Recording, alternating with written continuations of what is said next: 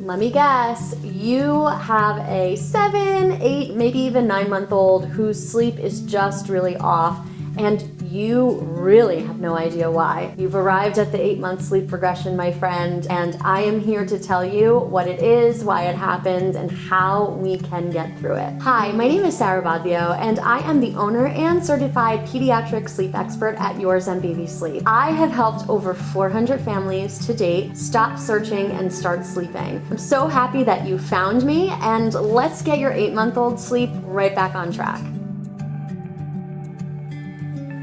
What is the 8-month sleep regression? Oh my goodness. So this is a period of time when a baby is around 8 months old. So again, it may happen a little earlier and a little bit later than the 8-month mark, but regardless, around 8 months old, our babies are going through a lot of major development. And when our babies develop, it just means that it could affect their sleep. So they are really trying to gain a new skill, being very aware of their environment. Maybe they're learning to efficiently crawl. Maybe they're even pulling to stand at this point. You might be seeing more babbling too, and all of these things do affect sleep because their brain is so turned on. You might also see that they're practicing these new skills in their crib. So this might also be interfering with them taking long naps, or even they're waking up in the middle of the night to practice the skill of sitting or standing, which definitely is no fun to go through, but it is not something that we cannot resolve. Why do we experience the 8-month sleep regression? For reasons other than the ones just stated that are developmental. Because sleep evolves and changes. So for our little ones who are 8 months old, they are able to stay awake for longer stretches of time. They also don't need as much daytime sleep. So therefore, it's going to change their nap schedule,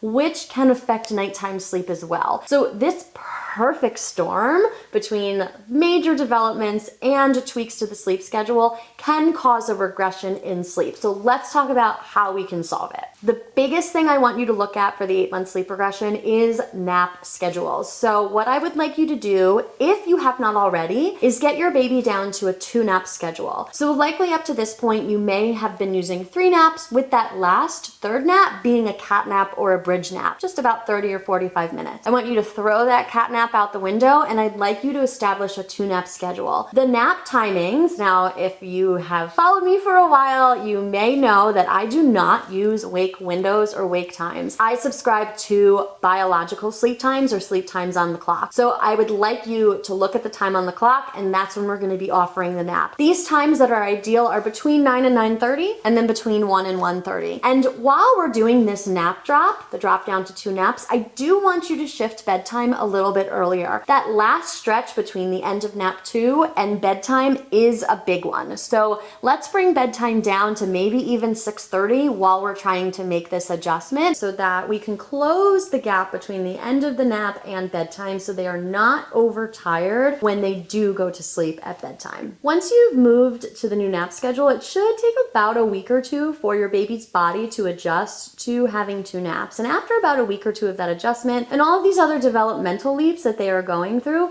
you should see a big improvement in their overnight sleep. If you are not, and they were not sleeping through the night already before you entered into the 8-month sleep regression, this is a really great time for you to consider practicing independent sleep habits with your child. So every child comes into sleeping through the night in their own time. It doesn't always happen at the same age. But if we are not sleeping through the night by the time you hit the 8-month sleep regression, this is a really great developmental age to say, all right, you are ready. You are capable of making it from 7 p.m., let's say, to 6 a.m. straight without a waking that needs tending to. And to do this, you would practice a sleep training method that is comfortable with your family, that aligns with your parenting philosophy. If you are interested in finding out more information about some popular sleep training methods that I love to use with my families, check out my YouTube videos on the chair method and timed checks. And if you're still struggling with sleep beyond the 8-month sleep regression, feel free to head over to my website so that you can learn more about my one-on-one sleep support services and how I help families